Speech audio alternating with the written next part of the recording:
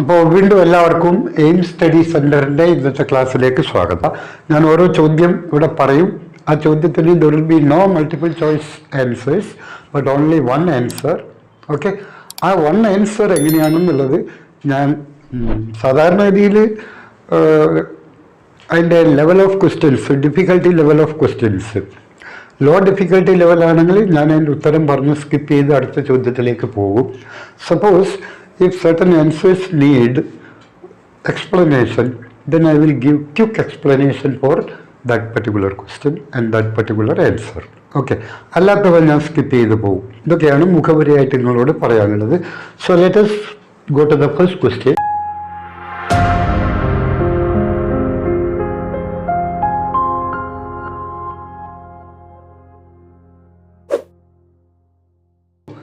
നല്ല positive valence ഉണ്ടാക്കാനും അതിലേക്ക് പഠിതാവിനെ നയിക്കാനും അധ്യാപകന് സാധിക്കണം. ആരുടെ ആശയം? നല്ല പോസിറ്റീവ് വാലൻസ് ഉണ്ടാക്കാനും അതിലേക്ക് പഠിതാവിനെ നയിക്കാനും അധ്യാപകന് സാധിക്കണം. ആരുടെ നിയമം? ഇവിടെ ഉത്തരം ഇവിടെ തന്നെ എഴുതിയിട്ടുണ്ട്, കേർട്ട് ലെവിൻ. പക്ഷേ ചോദ്യം എന്താണെന്ന് നിങ്ങൾക്ക് മനസ്സിലായിട്ടുണ്ടാവില്ല. നല്ല positive valence. So what is this positive valence? കേട്ടതുകൊണ്ട് മാത്രമേ കാര്യമായില്ലല്ലോ. ഇല്ല. അപ്പോൾ കേർട്ട് ലെവിനെ കുറിച്ച് ഞാൻ പറയും. കേർട്ട് ലെവിൻ എന്ന് പറയുന്നത് സോഷ്യോ സൈക്കോളജിയുടെ പിതാവായിട്ടാണ് അറിയപ്പെടുന്നത്. സോ ആരാണ് കേർട്ട് ലെവിൻ? സോഷ്യോ സൈക്കോളജി, സാമൂഹ്യ മനഃശാസ്ത്രത്തിൻ്റെ പിതാവ് എന്നാണ് കേർട്ട് ലെവിൻ അറിയപ്പെടുന്നത്, അല്ലേ? ഇൻഡിവിജ്വൽ സൈക്കോളജി അല്ല. ഇപ്പോൾ ഇൻഡിവിജ്വൽ സൈക്കോളജിയുടെ പിതാവ് എന്നറിയപ്പെടുന്നത് ആൽഫ്രഡ് അഡ്ലറാണ്.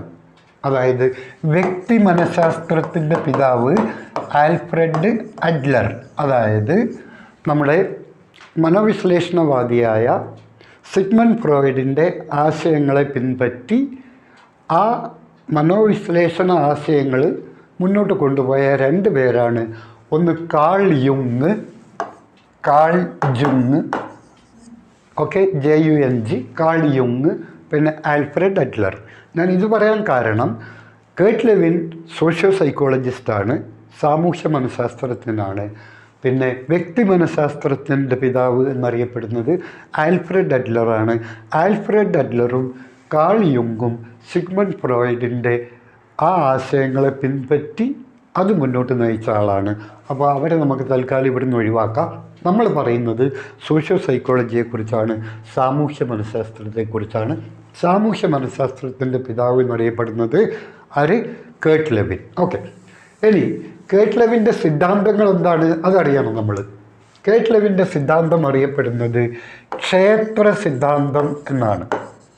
എല്ലാവർക്കും അറിയാം, കേർട്ട് ലെവിൻ്റെ സിദ്ധാന്തം അറിയപ്പെടുന്നത് ക്ഷേത്ര സിദ്ധാന്തം, അഥവാ ഇവിടെ ഞാനിവിടെ എഴുതുന്നുണ്ട് ഫീൽഡ്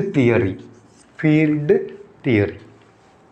അപ്പോൾ വാട്ട് കേർട്ട് ലെവിൻ സീസ്, എന്താണ് അദ്ദേഹം പറയുന്നത് എന്ന് വെച്ചാൽ, ഒരു വ്യക്തിയുടെ ഒരു നിശ്ചിത സമയത്തെ വ്യവഹാരം നമ്മൾ നിർണ്ണയിക്കുന്നത് ആ വ്യക്തിയുടെ പേഴ്സണാലിറ്റിയും ഒപ്പം ആ വ്യക്തി അപ്പോൾ അടങ്ങിയിരിക്കുന്ന പാരിസ്ഥിതികമായ ചുറ്റുപാടും കൊണ്ടാണ്. അതായത് ദ ബിഹേവിയർ, അതായത് behaviour of a person is equal to the function of function, F എന്ന് വെച്ചാൽ ഫങ്ഷൻ, ഇത് bracket, personality and environment. So Kurt ലെവിൻ്റെ സിദ്ധാന്ത പ്രകാരം ഒരു വ്യക്തിയുടെ ബിഹേവിയർ എന്ന് പറയുന്നത് it's the function of personality and environment.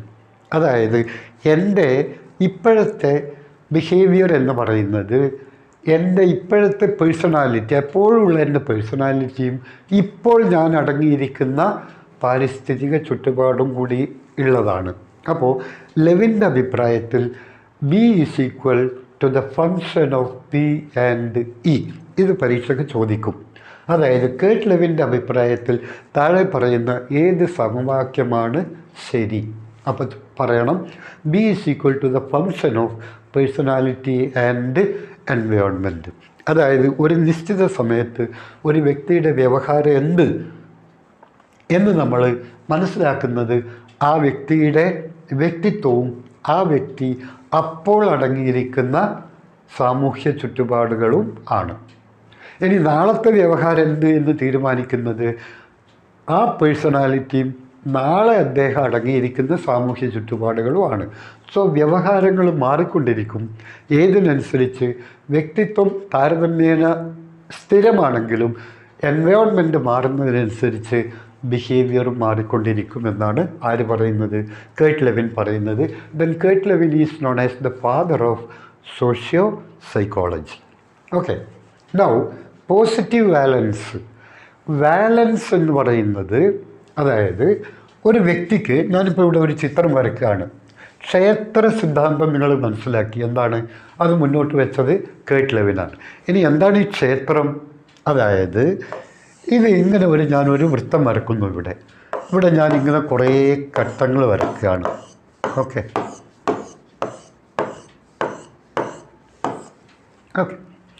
ഇവിടെയാണ് പേഴ്സൺ ഉള്ളത്, പി. ഇതാണ് പേഴ്സൻ്റെ ലക്ഷ്യം, ഗോൾ. അതായത് ഇത് പർട്ടിക്കുലർ ഇൻഡിവിജ്വൽ, അതായത് പേഴ്സൺ. ഇത് ജി മീൻസ് ഗോൾ, അതായത് വ്യക്തിക്ക് ലക്ഷ്യത്തിലേക്ക് നീങ്ങണം. ഓക്കെ, നിങ്ങൾ കേട്ടറ്റ് പരീക്ഷ എഴുതാൻ പോകുന്നവരാണ്, നിങ്ങൾ LP UP പരീക്ഷ എഴുതാൻ പോകുന്നവരാണ്. ഇപ്പം നിങ്ങൾക്ക് എന്ത് ചെയ്യണം? നിങ്ങളാണ് വ്യക്തി, ഇവിടെയാണ് കേട്ടറ്റും ഇവിടെയാണ് LP UP ഉള്ളത്. അപ്പോൾ you will have to move ഇവിടെ, അതായത് ഈ പിക്ക് ഇവിടെ ചെന്നെത്തണം. പക്ഷേ ഈ പി ഇവിടെ ചെന്നെത്തണമെങ്കിൽ ഈ കുറേ കഷ്ണം ഞാനിട്ടില്ലേ, അതിൽ കൂടി സഞ്ചരിക്കണം. ഈ ചെറിയ ചെറിയ കഷ്ണങ്ങളാണ് ക്ഷേത്രങ്ങൾ എന്ന് പറയുന്നത്. മനസ്സിലായില്ലേ? ഈ വലിയ വൃത്തമാണ് ലൈഫ് സ്പേസ് അഥവാ ജീവിതരംഗം. അപ്പോൾ ലെവിൻ മുന്നോട്ട് വെച്ച രണ്ട് വാക്കാണ്, ഒന്ന് ഫീൽഡ് തിയറി, രണ്ടൊന്ന് ലൈഫ് സ്പേസ്. അതായത് ഈ വലിയ വൃത്തമാണ് നിങ്ങളുടെ ജീവിതരംഗം. ഈ ജീവിതരംഗത്തിൽ കുറേ ക്ഷേത്രങ്ങളുണ്ട്. ആ ക്ഷേത്രങ്ങളാണ് ഇത്.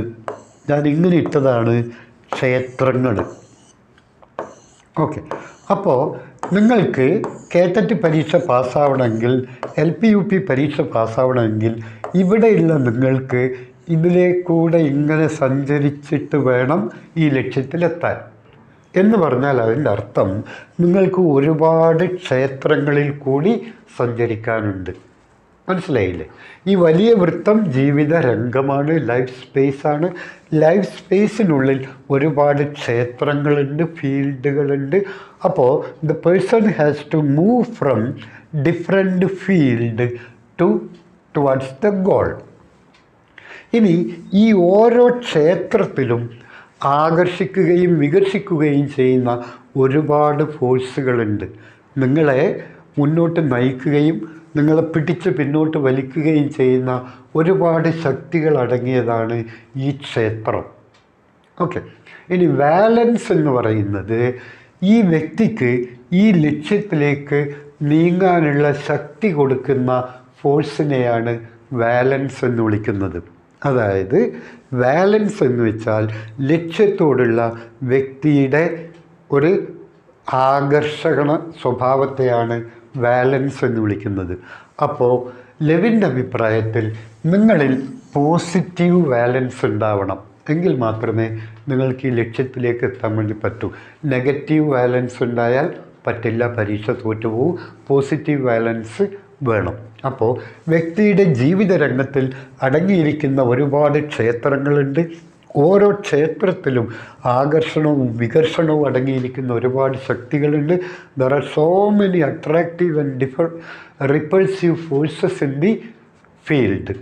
ഇനി റിപ്പൾസീവ് ഫോഴ്സസിൻ്റെ പിന്തള്ളിക്കൊണ്ട് അട്രാക്റ്റീവ് ഫോഴ്സസിൽ നിങ്ങൾ ഉണ്ടാവണം. എങ്കിൽ മാത്രമേ നിങ്ങൾക്ക് ലക്ഷ്യത്തിലേക്ക് നീങ്ങാൻ വേണ്ടി പറ്റൂ എന്നാണ് ആര് പറയുന്നത്? ലെവിൻ പറയുന്നത്. അപ്പോൾ അധ്യാപകൻ എന്ത് ചെയ്യണം?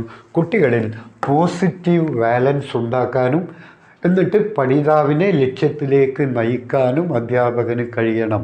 ഇത് പറഞ്ഞത് കേർട്ട് ലെവിനാണ് തൻ്റെ ക്ഷേത്ര സിദ്ധാന്തത്തിൽ. കണ്ടില്ലേ? ഇത്രയും കാര്യങ്ങൾ അറിഞ്ഞാലേ ഇതിന് ഉത്തരം എഴുതാൻ വേണ്ടി പറ്റും. ഇത് വൺ വേർഡ് ക്വസ്റ്റ്യൻ ആണ്. But this one word question needs A plenty of explanation. Okay, മനസ്സിലായി കാണുമെന്ന് വിചാരിക്കുന്നു. കൂടുതൽ സമയമില്ലാത്തതുകൊണ്ടാണ്, നമുക്ക് കുറേ ചെയ്യാനുണ്ട്. ദ ഫോറിൻ ഹൾ ആരുടെ ആശയം? നിങ്ങൾ ഇതുവരെ കേൾക്കാത്തൊരു കാര്യമാണ്, എനിക്ക് ഉറപ്പാണ്. ദി ഫോറിൻ ഹൾ എന്നുള്ളത് ആരുടെ അഭിപ്രായമാണ്? Again Kurt Lewin. ഞാൻ ഓരോ ആളെക്കുറിച്ച് പറയുമ്പോൾ പ്രധാനപ്പെട്ട കുറേ ചോദ്യം ഉണ്ടാക്കുകയാണ് ചെയ്തത് കേട്ടോ. അതുകൊണ്ടാണ് കർട്ട് ലെവിൻ, നേരത്തെയും കർട്ട് ലെവിൻ, ഇതും Kurt Lewin. Okay, the foreign hull ആരുടെ ആശയമാണ്? അതാരുടെയും ആയിക്കോട്ടെ. എന്താണ് ഈ ഫോറിൻ ഹൾ എന്ന് പറയുന്നത്? ഇപ്പം നിങ്ങൾ ഒരു സാഹചര്യത്തിലാണുള്ളത്. അതായത് നിങ്ങൾ ഒരു പേഴ്സൺ, അപ്പോൾ ഇത് നിങ്ങളുടെ എൻവയോൺമെൻറ്റാണ്. ഈ എൻവയോൺമെൻറ്റിൽ നിങ്ങൾ അറിഞ്ഞ ഒരുപാട് ഘടകങ്ങളുണ്ടാവും, പക്ഷെ അറിയാത്ത ഘടകവും ഉണ്ടാവും.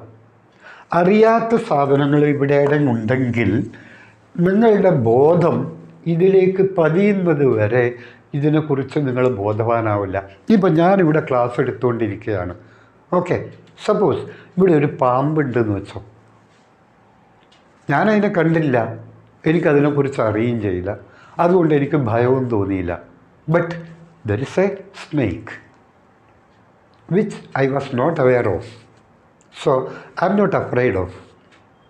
ബട്ട് അതായത് ഒരാളുടെ വ്യവഹാര മണ്ഡലത്തിലുള്ളതും എന്നാൽ അയാൾക്ക് ബോധമില്ലാത്തതുമായ ഒരു അന്യവസ്തുവിനെയാണ് ലെവിൻ എന്ത് വിളിച്ചത്? ദ ഫോറിൻ ഹൾ എന്ന് വിളിച്ചത്. മനസ്സിലായില്ലേ? എല്ലാവരും എൻ്റെ കൂടെ പറയുക, ദ ഫോറിൻ ഹൾ. അതായത് ഒരു വിദേശ ഒരു വസ്തു. ഇത്രയേ ഉള്ളൂ അർത്ഥം. അതായത് ഒരാളുടെ വ്യവഹാര മണ്ഡലത്തിൽ ഉള്ളതും എന്നാൽ അദ്ദേഹത്തിന് അതുവരെ അതിനെക്കുറിച്ച് ബോധ്യമില്ലാത്തതുമായ ഒരുപാട് ഒരു സാധനത്തെയാണ് ഫോറിൻ ഹൾ എന്ന് വിളിക്കുന്നത്.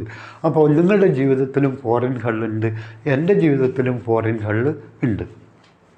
അടുത്ത ചോദ്യം, ഫ്രസ്ട്രേഷൻ ആൻഡ് റിഗ്രഷൻ ആരുടെ രചനയാണ്? Again Kurt Lewin. ഞാനിപ്പോൾ ഇവിടെ കർട്ട് ലെവിനെ കേന്ദ്രീകരിച്ചാണ് പറയുന്നത്, അതുകൊണ്ട് ഇത് കൂടുതൽ പ്രാവശ്യം ആവർത്തിക്കുന്നു എന്നേ ഉള്ളൂ. ഫ്രസ്ട്രേഷൻ ആൻഡ് റിഗ്രഷൻ, നിരാശയും ദമനവും, പിന്നോട്ട് പോക്കും. നിരാശയുണ്ടാവുമ്പോൾ വ്യക്തി പിന്നോട്ടാണ് പോകുന്നത്, പ്രോഗ്രഷൻ അല്ല ഉണ്ടാവുന്നത്, റിഗ്രഷനാണ് ഉണ്ടാവുന്നത്. So if there is frustration then there will be no progression, but instead പ്രോഗ്രഷൻ്റെ എതിർവാക്കാണ് റിഗ്രഷൻ. നമ്മൾ സമായോജന ക്രിയാതന്ത്രത്തിൽ പഠിച്ച റിഗ്രഷൻ ഉണ്ടല്ലോ, അതായത് പിന്നോട്ട് പോക്ക് അല്ലേ, അതിനെയാണ് റിഗ്രഷൻ എന്ന് പറയുന്നത്. റിപ്രഷൻ അല്ല കേട്ടോ. റിപ്രഷൻ എന്ന് പറയുന്നത് ദമനമാണ്, റിഗ്രഷൻ എന്ന് പറയുന്നത് പിന്നോട്ട് പോക്കാണ്. സോ വ്യക്തിയുടെ ജീവിതത്തിൽ ഫ്രസ്ട്രേഷൻ ഉണ്ടാവുമ്പോൾ വ്യക്തിക്ക് പ്രോഗ്രഷൻ അല്ല ഉണ്ടാവുന്നത്, റിഗ്രഷനാണ് ഉണ്ടാവുന്നത് എന്ന ലെവിൻ്റെ വാദത്തെയാണ് നമ്മൾ അദ്ദേഹത്തിൻ്റെ പുസ്തകം ഫ്രസ്ട്രേഷൻ ആൻഡ് റിഗ്രഷൻ. അടുത്തത്, സ്വദേശ വ്യവഹാര സിദ്ധാന്തം മുന്നോട്ട് വെച്ചതാര്? സ്വദേശ വ്യവഹാര സിദ്ധാന്തം. ഈ സ്വദേശ വ്യവഹാര സിദ്ധാന്തം എന്ന് വെച്ച് കഴിഞ്ഞാൽ പർപ്പസ്ഫുൾ ലേണിംഗ് തിയറി. എല്ലാവരും പറയുക, പർപ്പസ്ഫുൾ ലേണിംഗ് തിയറി. ഇത് ഞാൻ ഫാസ്റ്റ് ക്വസ്റ്റ്യനായിട്ടാണ് ഉദ്ദേശിച്ചത്. റാപ്പിഡ് ക്വസ്റ്റ്യനെ പോലെ പെട്ടെന്ന് ആൻസർ അങ്ങ് പറഞ്ഞു പോവാം എന്നാണ് ഉദ്ദേശിച്ചത്. പക്ഷേ നിങ്ങളോട് കൂടുതൽ കാര്യങ്ങൾ പറയേണ്ടി വരും എന്നെനിക്ക് തോന്നുകയാണ്, അതുകൊണ്ട് ഞാൻ പറയാണ് കേട്ടോ. ഓക്കെ, നിങ്ങളുടെ നന്മക്ക് വേണ്ടിയിട്ടാണ്. അല്ലെങ്കിൽ ഞാൻ ഉദ്ദേശിച്ചിരുന്നത് what was actually I expected to just give you the name, give you the answers. അപ്പോൾ സ്വദേശ വ്യവഹാര പഠനം, അതായത് പർപ്പസ്ഫുൾ ലേണിംഗ് തിയറി, അത് മുന്നോട്ട് വെച്ചത് എഡ്വേർഡ് ടോൾമേനാണ്. ഈ തിയറി മറ്റൊരു പേരിൽ കൂടി അറിയപ്പെടുന്നു. അത് ഞാൻ കുറച്ച് കഴിഞ്ഞ് പറഞ്ഞുതരാം, അപ്പം പറഞ്ഞ് മനസ്സിലാവും, ഇപ്പം പറയുന്നില്ല. ഇദ്ദേഹം പറയുന്നത് ഇതൊരു ലേണിംഗ് തിയറിയാണ്, സ്വദേശ വ്യവഹാര സിദ്ധാന്തം. മുമ്പ് പരീക്ഷയ്ക്ക് വന്നിട്ടുണ്ടായിരുന്നു. സ്വദേശ വ്യവഹാര സിദ്ധാന്തം പ്രകാരം താഴെ പറയുന്നവയുടെ ശരിയായ ക്രമം ഏത്? ലക്ഷ്യം, പിന്നെയുള്ളത് സ്വദേശ വ്യവഹാരം, പിന്നെയുള്ളത് ഉൾക്കാഴ്ച, പിന്നെയുള്ളത് ലക്ഷ്യപ്രാപ്തി. ഇതാണ് ഇതിൻ്റെ ശരിയായ ക്രമം. അപ്പോൾ പർപ്പസ്ഫുൾ ലേണിംഗ് തിയറിയിൽ ഉണ്ടാവുന്നത് goal, purposive behaviour, intuition and attainment of goal. എൻ്റെ കൂടെ പറയാം, ഗോൾ, അതേപോലെ purposeful behaviour, then intuition, then attainment of goal. അപ്പം നിങ്ങൾക്ക് കേട്ടറ്റ് പരീക്ഷ എഴുതണം, അതാണ് നിങ്ങളുടെ ലക്ഷ്യപ്രാപ്തി. അല്ലെങ്കിൽ LP-UP പരീക്ഷ ജയിക്കണം, അതാണ് ലക്ഷ്യപ്രാപ്തി. അതിന് മുന്നോടിയായിട്ട് നിങ്ങൾ എന്ത് ചെയ്യണം? നിങ്ങൾ ലക്ഷ്യം നിർദ്ധാരണം ചെയ്യണം. എന്നിട്ട് ഒരു പർപ്പസ്ഫുൾ ബിഹേവിയറിൽ ഏർപ്പെടണം.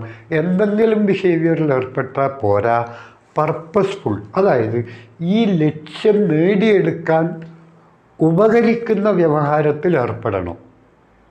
മനസ്സിലായില്ലേ?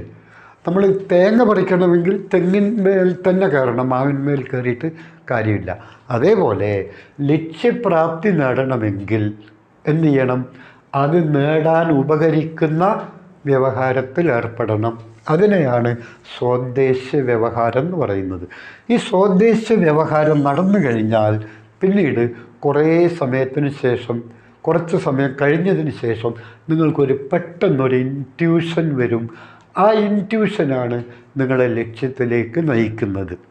ഇതാണ് പർപ്പസ്ഫുൾ ബിഹേവിയർ തിയറി പറയുന്നത്. ഇതിൽ നിങ്ങൾക്ക് രണ്ട് കാര്യം കാണാൻ വേണ്ടി പറ്റും. ഒന്ന്, പർപ്പസ്ഫുൾ ബിഹേവിയർ കാണാൻ പറ്റും, അതേപോലെ തന്നെ ഉൾക്കാഴ്ചയും കാണാൻ പറ്റും. അതിൻ്റെ അർത്ഥം ഈ ടോൾമാൻ്റെ ഈ സിദ്ധാന്തം വ്യവഹാരവാദത്തിൻ്റെയും ഗസ്റ്റാൾട്ട് വാദത്തിൻ്റെയും പ്രിൻസിപ്പിൾ ഒരുമിച്ച് ഉൾക്കൊള്ളുന്ന ഒരു സിദ്ധാന്തമാണ്. അതുകൊണ്ട് ഈ തിയറി വേറൊരു പേരിൽ കൂടി അറിയപ്പെടുന്നു. അതിൻ്റെ പേരാണ് sign gestalt theory. Sign gestalt theory. So now the question is, എന്താ വരുന്നത്? അതായത് സ്വദേശ വ്യവഹാര പഠനം മുന്നോട്ട് വെച്ചതാര്? Edward Tolman. എഡ്വേർഡ് ടോൾമാനിൻ്റെ സ്വദേശ വ്യവഹാര പഠനത്തിൻ്റെ ശരിയായ ക്രമം ഏത്? ലക്ഷ്യം, സ്വദേശ വ്യവഹാരം, ഉൾക്കാഴ്ച, ലക്ഷ്യപ്രാപ്തി. മനസ്സിലായല്ലോ? അതെ. അപ്പോൾ ലക്ഷ്യം നിർദ്ധാരണം ചെയ്യുന്നു, LP-UP പരീക്ഷ പാസ്സാവണം. അതിന് വേണ്ടിയുള്ള വ്യവഹാരത്തിൽ ഏർപ്പെടുന്നു, അതായത് ഈ ക്ലാസ് കേൾക്കുന്നു, അത് പർപ്പസ്ഫുൾ ബിഹേവിയറാണ്. പിന്നീട് നിങ്ങൾക്കൊരു ഉൾക്കാഴ്ച കിട്ടുന്നു, ആ ഉൾക്കാഴ്ച നിങ്ങളെ ലക്ഷ്യപ്രാപ്തിയിലേക്ക് കൊണ്ടു ചെന്നെത്തിക്കുന്നു. അപ്പോൾ ഇവിടെ ഒരു ഉൾക്കാഴ്ച ഉള്ളത് കൊണ്ട് തന്നെ അതിന് ഗസ്റ്റാൾട്ട് സൈക്കോളജിയുടെ ചില ഭാഗങ്ങൾ കൂടി ഇതിൽ ഉൾപ്പെട്ടിട്ടുണ്ട്. പക്ഷേ യഥാർത്ഥത്തിൽ ഇതൊരു വ്യവഹാരവാദ സമീപനമാണ്. അപ്പോൾ അങ്ങനെ നോക്കുമ്പോൾ വ്യവഹാരവാദത്തിൻ്റെയും ഗസ്റ്റാൾട്ട് വാദത്തിൻ്റെയും രണ്ട് പ്രധാനപ്പെട്ട സവിശേഷതകൾ ഈ തിയറിയിൽ ഉൾക്കൊള്ളുന്നു. അതുകൊണ്ട് പർപ്പസ്ഫുൾ ബിഹേവിയർ തിയറിയെ അല്ലെങ്കിൽ പർപ്പസ്ഫുൾ ലേണിംഗ് തിയറിയെ സൈൻ ഗസ്റ്റാൾട്ട് തിയറി എന്നുകൂടി അറിയപ്പെടുന്നു. ഇങ്ങനെയാണ് മനസ്സിലാക്കേണ്ട കാര്യങ്ങളെ, അതായത് പൂർവാപര ബന്ധത്തോടെ മനസ്സിലാക്കണം. മനസ്സിലായില്ലേ? ചില കോഡുകളിൽ കൂടി പഠിച്ചിട്ടൊന്നും ഒരു കാര്യമില്ല, ജീവിതത്തിൽ ഒരു ഗുണവും നിങ്ങൾക്കത് ചെയ്യില്ല, ഞാൻ ഉറപ്പ് തരുന്നു. ഓക്കെ, പല ആൾക്കാരും ചില കോഡൊക്കെ പറയുന്നുണ്ട്, ഞാൻ ഈ യൂട്യൂബ് വീഡിയോയിലൊക്കെ കണ്ടു. അതൊക്കെ നിങ്ങളുടെ ബുദ്ധിയെ നശിപ്പിക്കുകയുള്ളൂ, നിങ്ങളുടെ വിശകലന ശേഷിയെയും നിങ്ങൾക്ക് കൂടുതൽ അറിവ് കണ്ടെത്താനുള്ള നിങ്ങളുടെ കഴിവിനെ നശിപ്പിക്കുകയുള്ളൂ. നിങ്ങളിൽ ഒരിക്കലും ബുദ്ധി വികസനത്തിനോ വൈജ്ഞാനിക വികസനത്തിനോ ഒന്നും അത് യാതൊരു ഗുണവും ചെയ്യില്ല. ഓക്കെ, അടുത്ത ചോദ്യം. സ്വദേശ വ്യവഹാര സിദ്ധാന്തം ഏത് പേരിൽ കൂടി അറിയപ്പെടുന്നു? ഞാൻ പറഞ്ഞു, സൈൻ ഗസ്റ്റാൾട്ട് തിയറി അഥവാ അടയാള ഗസ്റ്റാൾട്ട് സിദ്ധാന്തം. സൈൻ ഗസ്റ്റാൾട്ട് തിയറി അഥവാ അടയാള ഗസ്റ്റാൾട്ട് സിദ്ധാന്തം. അടുത്തത്, ടോൾമാൻ പരീക്ഷണം നടത്തിയത് എലികളിലാണ്. ടോൾമാൻ പരീക്ഷണം നടത്തിയത് എലികളിലാണ്. ഇനി എന്താണ് പരീക്ഷണം എന്ന് വെച്ച് കഴിഞ്ഞാൽ, നമ്മളിപ്പോൾ ഈ ബാലരമ, പൂമ്പാറ്റ അങ്ങനെയൊക്കെയുള്ള ചെറിയ കുട്ടികളുടെ മാഗസിനൊക്കെ ഉണ്ടല്ലോ, അതിൽ ചില പസിൽസൊക്കെ കണ്ടില്ലേ? അതായത് ഇങ്ങനെ ഒരു ഇതുണ്ടാവും, ഒരു കുട്ടി ഇവിടെ നിൽക്കുന്നുണ്ടാവും. ഈ കുട്ടി ഇങ്ങനെയൊക്കെ പോയിട്ട് ഈ വഴി ഇവിടെ വെച്ച് അടയും. ഇങ്ങനെ വരും, ഇങ്ങനെ ഇവിടെ വഴി തുറന്നിട്ടുണ്ടാവും, ഇവിടെ വഴി തുറന്നിട്ടുണ്ടാവും, ഇവിടെ അടഞ്ഞിട്ടുണ്ടാവും, ഇവിടെ തുറന്നിട്ടുണ്ടാവും, ഇവിടെ അടഞ്ഞിട്ടുണ്ടാവും. പിന്നെ ഈ അടഞ്ഞത് ഇങ്ങനെ വരും, ഇങ്ങനെ ഇവിടെ അടഞ്ഞിട്ട് ഇവിടെ തുറന്നിട്ട് ഇവിടെ ഒരു സാധനം ഉണ്ടാവും, ബോൾ വെച്ചിട്ടുണ്ടാവും. അപ്പോൾ ഇവിടെ ഒരു കുട്ടിയുണ്ട്, ഇവിടെ ഒരു ബോളുണ്ട് എന്ന് ഞാൻ നിങ്ങളോട് പറയുന്നു. ഈ കുട്ടിക്ക് ഈ ബോൾ കൈക്കലാക്കണം. അതായത് കുട്ടിക്ക് പകരം ഇവിടെ എലിയാണ്, എലി ഇവിടെ ബോളിന് പകരം ഭക്ഷണമാണ്, അല്ലെങ്കിൽ കൂട്ടിൽ നിന്ന് പുറത്തു പോകലാണ്, എന്തെങ്കിലും ആയിക്കോട്ടെ. അതായത് ഈ കൂട്ടിലടക്കപ്പെട്ട എലിക്ക് ഈ കൂട്ടിൽ നിന്ന് പുറത്തേക്ക് കടക്കണമെങ്കിൽ ആദ്യ ശ്രമത്തിൽ എലി ഇതിലേ പോയി നോക്കും. ഇവിടെ പക്ഷെ വാതിൽ അടഞ്ഞിട്ടാണുള്ളത്. അപ്പോൾ അത് തിരിച്ച് ഇങ്ങോട്ട് തന്നെ വരും, ഇതിലേ പോകും, ഇതിലേ പോയി നോക്കും, ഇവിടെ നോക്കും. ഇവിടെ അടഞ്ഞിട്ടാണുള്ളത്. അപ്പോൾ തിരിച്ച് അതേ വഴി വരും, ഇവിടെ വരുമ്പോൾ ഇവിടെ വാതിൽ തുറന്നിട്ടുണ്ട്. അപ്പോൾ ഇതിലേ കയറും, ഇതിലേ കയറിയാൽ ഇങ്ങനെ പോയി നോക്കും. പക്ഷേ ഇവിടെ അടഞ്ഞിട്ടാണുള്ളത്, അതുകൊണ്ട് തിരിച്ചു വന്ന് ഇതിലേ വന്നു, ഇതിലേ പോയിട്ട് ഇതിലേക്ക് പുറത്തു പോകും. അപ്പോൾ ഇങ്ങനെയുള്ള കഥകൾ നിങ്ങൾ പുസ്തകങ്ങളിൽ കണ്ടിട്ടുണ്ടാവും. അതായത് ലക്ഷ്യപ്രാപ്തിയിലേക്ക് വ്യക്തി എന്ന് പറഞ്ഞാൽ എലിയാവട്ടെ കുട്ടിയാവട്ടെ, ഇതൊക്കെ വ്യക്തിയാണ്, പേഴ്സണാണ്. അതായത് ഇവിടുന്ന് നമ്മൾ ലക്ഷ്യം നിർദ്ധാരണം ചെയ്യുന്നു, ഇത് ലക്ഷ്യപ്രാപ്തി. അപ്പോൾ ഇവിടുന്ന് നമുക്ക് ലക്ഷ്യപ്രാപ്തിയിലേക്ക് എത്തണമെങ്കിൽ പല വഴികളിൽ കൂടി സഞ്ചരിക്കേണ്ടി വരും. ആ വഴികൾ നിർണ്ണയിക്കുന്നത് വ്യവഹാരമാണ്. മനസ്സിലായില്ലേ? ഓക്കെ. എന്നിട്ട് പർപ്പസ്ഫുള്ളായിട്ട് ബിഹേവിയർ. അപ്പോൾ എലി 10 മിനിറ്റ് കൊണ്ട് ആദ്യത്തെ ശ്രമത്തിൽ പുറത്തെത്തിയെങ്കിൽ പിന്നീട് എലി എളുപ്പമുള്ള മാർഗം കണ്ടെത്തുകയാണ്. അപ്പോൾ ഡിഫിക്കൽട്ടായിട്ടുള്ള മാർഗം ഒഴിവാക്കിക്കൊണ്ട് എളുപ്പമുള്ള മാർഗത്തിൽ കൂടി എലി പുറത്ത് കടക്കുന്നു എന്ന് വേണമെങ്കിൽ നമുക്ക് പറയാം. അപ്പോൾ വ്യക്തിയുടെ വ്യവഹാരവും അങ്ങനെ തന്നെയാണ് ഷേപ്പ് ചെയ്യപ്പെടുന്നത്. വ്യക്തി എപ്പോഴും തനിക്ക് എളുപ്പത്തിൽ ചെയ്യാവുന്ന കാര്യത്തിലേക്കാണ് വ്യക്തി നീങ്ങുന്നത്. ഓക്കെ. നിങ്ങൾ ബസ് ഇറങ്ങിയിട്ട് നിങ്ങളുടെ വീട്ടിലേക്ക് പോകാൻ 2 കിലോമീറ്റർ ഉണ്ടെങ്കിൽ പിന്നെയോ 2 കിലോമീറ്റർ മാത്രമുള്ള വഴിയിൽ കൂടിയാണ് നിങ്ങൾ സഞ്ചരിക്കുന്നത്. അല്ലാതെ തെക്കോട്ട് പോയി പിന്നെ വടക്കോട്ട് വന്ന് പിന്നെ കിഴക്കോട്ട് വന്ന് പിന്നെ പടിഞ്ഞാറോട്ട് വന്ന് തിരിച്ച് തെക്കോട്ട് പോവുകയല്ല ചെയ്യുന്നത്, നേരെ തെക്കോട്ടാണ് പോകുന്നത്. അപ്പോൾ 2 കിലോമീറ്റർ സഞ്ചരിക്കാൻ 2 കിലോമീറ്റർ ദൂരം മാത്രമേ സഞ്ചരിക്കാൻ പാടുള്ളൂ. 3 കിലോമീറ്റർ അനാവശ്യമായിട്ട് നടക്കേണ്ട കാര്യം ഇല്ല. പക്ഷേ ആദ്യത്തെ ശ്രമത്തിൽ നിങ്ങൾ വഴിയറിയാതെ ചുറ്റിക്കറങ്ങി തിരിഞ്ഞു പോയിട്ട് ആദ്യത്തെ സ്ഥലത്ത് തന്നെ വന്നിട്ടുണ്ടാവും. പക്ഷേ രണ്ടാമത്തെ സന്ദർഭത്തിൽ നിങ്ങൾ നേരെ കുറുകെയുള്ള വഴിയിൽ കൂടി, അതായത് എളുപ്പ വഴിയിൽ കൂടി പുറത്തു കിടക്കും. ഇതാണ് എലികളിൽ നടത്തിയ പരീക്ഷണത്തിൽ കൂടി ടോൾമാൻ മനസ്സിലാക്കിയത്. So what I M telling you that the individual will always try for the easiest way. But before choosing the easiest way, the individual might have tested so many other ways. ഇത് തന്നെയാണ് തോണ്ടയ്ക്കും പറഞ്ഞത്. ഒരു പുതിയ പഠന സന്ദർഭത്തിൽ ഒരു പഠിതാവ് ശരിയായ പ്രതികരണത്തിൽ എത്തുന്നതിന് മുമ്പ് വ്യത്യസ്തങ്ങളായ പല പ്രതികരണത്തിൽ എത്തിയിട്ടുണ്ടാവും. ഇതാണ് തോണ്ടയ്ക്ക് പറഞ്ഞത്, തോണ്ടയ്ക്കിൻ്റെ ബഹുവിധ പ്രതികരണ നിയമം. അപ്പോൾ തോണ്ടയ്ക്കിൻ്റെ പൂച്ചയും പലതരത്തിൽ പ്രതികരിച്ചു, ടോൾമാൻ്റെ എലിയും പലതരത്തിൽ പ്രതികരിച്ചു. അങ്ങനെ പല വിധത്തിൽ പ്രതികരിച്ചതിന് ശേഷമാണ് ശരിയായ റെസ്പോൺസ്, ശരിയായ പ്രതികരണത്തിലേക്ക് എത്തിച്ചേർന്നത്. അപ്പോൾ ടോൾമാൻ പരീക്ഷണം നടത്തിയത് എലി, ടോൾമാൻ പരീക്ഷണം നടത്തിയത് എലി, ടോൾമാൻ പരീക്ഷണം നടത്തിയത് എലി, ഇങ്ങനെ പറഞ്ഞതുകൊണ്ട് കാര്യമില്ല. ഓക്കെ. ബൈഹാർട്ട് പഠിക്കരുത്. പറ്റുമെങ്കിൽ എൻ്റെ ഉപദേശം ഒന്ന് കേൾക്കുക. ബൈഹാർട്ട് പഠിക്കരുത്, ആശയം മനസ്സിലാക്കി പഠിക്കുക. ഇത് പഠിച്ചാൽ പൂർവാപര ബന്ധത്തോടു കൂടി നിങ്ങൾക്ക് വിവേചിച്ചും യുക്തീകരിച്ചും സാമാന്യവൽക്കരിച്ചും ഇത് ബോധതലത്തിൽ നിൽക്കും, മറ്റേ നിൽക്കില്ല. ഏത് കോഡുകൾ വഴി പഠിച്ചാലും നിൽക്കില്ല കേട്ടോ. അടുത്തത്, നിരവധി വഴികളുള്ള ഒരു പ്രശ്നപേടകത്തിൽ ഒരറ്റത്തുള്ള ഭക്ഷണം വെച്ച് എലികളെ തുറന്നു വിടുന്നു. എലികൾ ഏറ്റവും എളുപ്പമുള്ള വഴികളിലൂടെ ഭക്ഷണത്തിലേക്ക് എത്തുന്നു. ഇതിന് എലി സ്വീകരിക്കുന്ന മാർഗം, ശരി, ഞാനിപ്പം നേരത്തെ വരച്ച ചിത്രമുണ്ടല്ലോ, നിരവധി വഴികളുള്ള ഒരു പ്രശ്ന പേടകം, അതിനെയാണ് ഞാൻ നിങ്ങളോട് പറഞ്ഞത് പസിൽ എന്ന്. അപ്പം നിരവധി വഴികളുള്ള ഒരു പ്രശ്ന പേടകത്തിൽ കൂടി എലി സഞ്ചരിച്ച് ഭക്ഷണം കൈക്കലാക്കുന്നു. പിന്നീട് എലി എന്ത് ചെയ്തു? ഏറ്റവും എളുപ്പമുള്ള, അതാണ് ഞാൻ നേരത്തെ പറഞ്ഞത് ദ മോസ്റ്റ് ഈസിയസ്റ്റ് വേ എന്ന്. അപ്പോൾ ഏറ്റവും എളുപ്പമുള്ള വഴിയിലൂടെ ഭക്ഷണത്തിലെത്തുന്നു. ഇതിന് എലി സ്വീകരിക്കുന്ന മാർഗത്തെയാണ് നമ്മൾ വിളിക്കുന്നത് കോഗ്നിറ്റീവ് മാപ്പിംഗ്. അതായത് വൈജ്ഞാനികമായ ഒരു മാപ്പിംഗ് ആദ്യം നടക്കുന്നു. മാപ്പിംഗ് എന്ന് വെച്ച് കഴിഞ്ഞാൽ ഒരു കാര്യങ്ങളെക്കുറിച്ച് നമ്മുടെ മനസ്സിലുള്ള ഒരു മാനസിക ചിത്രത്തെയാണ് മാപ്പിംഗ് എന്ന് വിളിക്കുന്നത്. അത് കൺസെപ്റ്റ് മാപ്പിംഗ് ഉണ്ട്, കോഗ്നിറ്റീവ് മാപ്പിംഗ് ഉണ്ട്, മെൻ്റൽ മാപ്പിംഗ് ഉണ്ട്.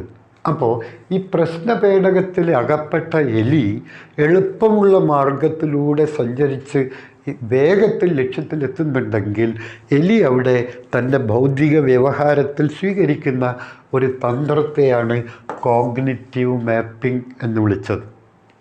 അടുത്തത്, ഇത് ക്വസ്റ്റ്യന് ഉത്തരം ഇത് ചെറുതാണെങ്കിലും ക്വസ്റ്റ്യൻ വലുതാട്ടോ. ഓക്കെ, ടോൾമാൻ്റെ അഭിപ്രായത്തിൽ സ്വദേശ വ്യവഹാര പഠനത്തിൻ്റെ ശരിയായ ക്രമം ഞാൻ ആദ്യം എക്സ്പ്ലെയിൻ ചെയ്യുമ്പോൾ പറഞ്ഞു. ലക്ഷ്യം, സ്വദേശ വ്യവഹാരം, ഉൾക്കാഴ്ച, ലക്ഷ്യപ്രാപ്തി. ഇനി നിങ്ങളുടെ കാര്യം ആലോചിച്ചാൽ മതി. LP UP എഴുതുന്ന കുട്ടികൾ ലക്ഷ്യം, ഇപ്പോൾ ഏർപ്പെട്ടിരിക്കുന്ന ലക്ഷ്യ സ്വദേശ വ്യവഹാരം, അതിൽ കൂടി കുറേ ചോദ്യങ്ങൾക്ക് ഉൾക്കാഴ്ചയിലൂടെ ഉത്തരം കിട്ടുന്നു നിങ്ങൾക്ക്. അങ്ങനെ നിങ്ങൾ ലക്ഷ്യപ്രാപ്തിയിലെത്തുന്നു, റാങ്ക് ലിസ്റ്റിലെത്തുന്നു. ഇതാണ് നിങ്ങളുടെ സ്വദേശ വ്യവഹാര പഠനം. ആരുടേത്? എഡ്വേർഡ് ടോൾമാൻ്റേത്. ടോൾമാൻ ഒരു ബിഹേവിയറിസ്റ്റ് ആയിരുന്നു. പിന്നീട് അദ്ദേഹത്തെ ഗസ്റ്റാൾട്ട് വാദവും സ്വാധീനിച്ചു. അടുത്തത്, അർത്ഥപൂർണ്ണ സ്വീകരണ പഠനം മുന്നോട്ട് വെച്ചതാര്? ഡേവിഡ് ഓസുവെൽ. അർത്ഥപൂർണ്ണ സ്വീകരണ പഠനം മുന്നോട്ട് വെച്ചത് ഡേവിഡ് ഓസുവെൽ. ഓക്കെ, ഡേവിഡ് ഓസുവെൽ ഒരു വൈജ്ഞാനികവാദിയാണ്. ആദ്യം മനസ്സിലാക്കുക. ഓസുവെൽ പറയുന്നു, അതായത് ഒരു കോഗ്നിറ്റിവിസ്റ്റാണ്. പിയാഷയെ പോലെ, ബ്രൂണറെ പോലെ ഒരു കോഗ്നിറ്റിവിസ്റ്റാണ് ഡേവിഡ് ഓസുവെൽ. റൈറ്റ്? ഓക്കെ. ഇനി ഓസുവെൽ പറയുന്നത് നിലവിലെ വൈജ്ഞാനിക ഘടനയിലേക്ക് അറിവുകൾ കൂട്ടിച്ചേർക്കുന്ന പ്രക്രിയയെ, പിയാഷ പറഞ്ഞത് അസിമിലേഷൻ എന്നാണ്, പക്ഷേ ഇദ്ദേഹം പറഞ്ഞത് സബ്സംഷൻ എന്നാണ്. SUMPTION,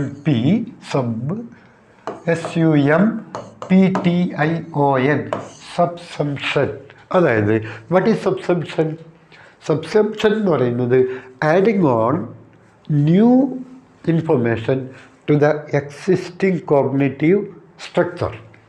നിലവിലെ വൈജ്ഞാനിക ഘടനയിലേക്ക് കൂടുതൽ അറിവുകൾ കൂട്ടിച്ചേർക്കുന്ന പ്രക്രിയയെ പിയാഷെ അസിമിലേഷൻ എന്നാണ് വിളിച്ചതെങ്കിൽ, സ്വാംശീകരണം എന്നാണ് വിളിച്ചതെങ്കിൽ, ഇദ്ദേഹം പറഞ്ഞത് സബ്സംഷൻ എന്നാണ്. അതായത് അതിൻ്റെ മലയാളം ഉൾച്ചേർക്കൽ. ഇദ്ദേഹത്തിൻ്റെ തിയറിയുടെ പേരാണ് അർത്ഥപൂർണ്ണ സ്വീകരണ പഠനം. ശ്രദ്ധിച്ചോളൂ, meaningful verbal learning theory. അപ്പോൾ ഇംഗ്ലീഷിൽ കൂടി അത് പഠിക്കുക. കേട്ടറ്റ് കാറ്റഗറി 3 ഒക്കെ എഴുതുന്ന ആൾ meaningful verbal reception theory, അല്ലെങ്കിൽ meaningful verbal learning reception theory, അർത്ഥപൂർണ്ണ സ്വീകരണ പഠനം. ഓസുവെൽ പറയുന്നത് 2 തരത്തിലുള്ള പഠനമുണ്ട്. ഒന്ന് മീനിങ് ഫുൾ ലേണിംഗ്, മറ്റൊന്ന് മീനിങ്ലെസ് ലേണിംഗ്. സോ ഓസുവെലിൻ്റെ അഭിപ്രായത്തിൽ, കോഗ്നിറ്റിവിസ്റ്റായ ഓസുവെലിൻ്റെ അഭിപ്രായത്തിൽ 2 തരത്തിലുള്ള പഠനമുണ്ട്. ഒന്ന് മീനിങ് ഫുൾ ലേണിംഗ്, മറ്റൊന്ന് മീനിങ്ലെസ് ലേണിംഗ്. അതായത് ആശയങ്ങളെ പരസ്പരം താരതമ്യം ചെയ്തും വിവേചിച്ചും ക്രോഡീകരിച്ചും സാമാന്യവൽക്കരിച്ചും തത്വരൂപീകരണം നടത്തിയും പഠിക്കുന്നത് മീനിങ് ഫുൾ ലേണിംഗ് ആണ്. എന്നാൽ പശുപാൽ തരുന്നു ഇങ്ങനെ നിങ്ങൾ ബൈഹാർട്ട് പഠിക്കുന്നുണ്ടെങ്കിൽ അത് മീനിങ്ലെസ് ലേണിംഗ് ആണ്. ഇപ്പോൾ മനസ്സിലായോ ഞാൻ നിങ്ങളോട് എന്തുകൊണ്ട് ബൈഹാർട്ട് പഠിച്ചൂടാ, ഉരുവിട്ട് പഠിക്കൽ പാടില്ല സൈക്കോളജിയിൽ പ്രത്യേകിച്ചും എന്ന് പറയാൻ കാരണം ഇതാണ്. അതായത് ഓസ്വെൽ തന്നെ പറയുന്നു 2 തരത്തിലുള്ള പഠനമുണ്ട്. ഒന്ന് മീനിങ് ഫുൾ ലേണിംഗ്, അർത്ഥപൂർണ്ണ പഠനം, മറ്റൊന്ന് അർത്ഥരഹിത പഠനം. അർത്ഥരഹിത പഠനത്തിൽ കൂടി കോഗ്നിറ്റീവ് സ്ട്രക്ചർ ഡെവലപ്പ് ചെയ്യുന്നില്ല, പുതിയ അറിവുകൾ കൂട്ടിച്ചേർക്കപ്പെടുന്നില്ല. പുതിയ അറിവുകൾ കൂട്ടിച്ചേർക്കപ്പെടുന്നുണ്ടെങ്കിൽ തന്നെയും അത് അർത്ഥരഹിതമായിട്ടാണ് കൂട്ടിച്ചേർക്കപ്പെടുന്നത്. അതവിടെ സംസ്ഥാപനം ചെയ്ത് നിൽക്കുന്നില്ല. മനസ്സിലായില്ലേ? അത് പെട്ടെന്ന് തന്നെ യാന്ത്രികമായ ഒരു വിസ്മരണം അതിന് സംഭവിക്കുന്നുണ്ട്. പക്ഷേ അർത്ഥപൂർണമായി കൂട്ടിച്ചേർത്തതാണെങ്കിലോ അത് അവിടെ സംസ്ഥാപനം, അക്കമഡേഷൻ നടന്നിരിക്കും. ഇതാണ് ഓസ്വെലിൻ്റെ തിയറിയുടെ പേര് അർത്ഥപൂർണ സ്വീകരണ പഠനം. അതായത് മീനിങ് ഫുൾ വെർബൽ റിസപ്ഷൻ എന്നും കൂടിയുണ്ട്. അതാണ് സ്വീകരണം കേട്ടോ, meaning full verbal reception theory.